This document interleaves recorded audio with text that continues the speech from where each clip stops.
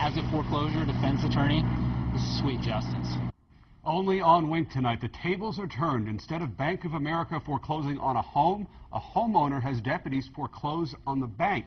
Bank of America filed foreclosure papers on a homeowner who didn't owe a dime. They paid for their house with cash. Renee Stoll live at the Bank of America branch on Davis Boulevard in Naples with this story you'll see only on Wink tonight.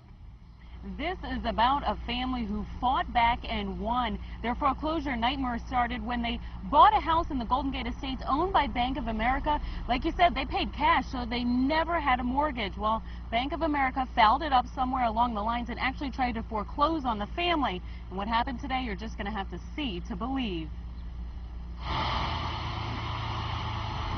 Movers, a truck, and an armed deputy, all while a nervous homeowner stands by and waits.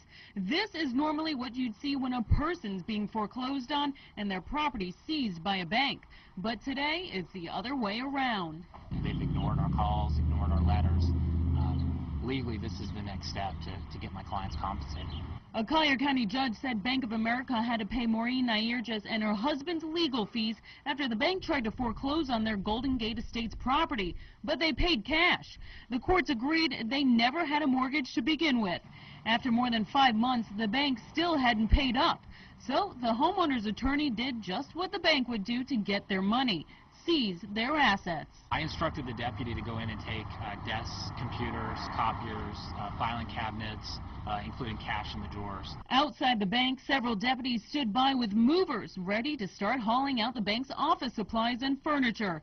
Inside, the homeowner's attorney was locked out of the bank manager's office by deputies, while the bank manager tried to figure out what to do. He was visibly shaken. Having two sheriff's deputies sitting across your desk and a lawyer standing up behind them, demanding whatever assets are in the bank, it can be intimidating.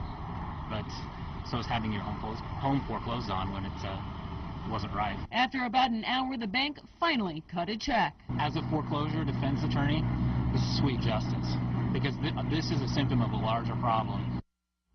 Now, the homeowner's attorney says that he sees mistakes all the time in foreclosure court where banks do not do their due diligence, and it winds up becoming a very lengthy process for the homeowners. He says he can only think of one other time where an attorney, the deputies, and a U-Haul came to a bank before ready to seize property. That was in Tampa.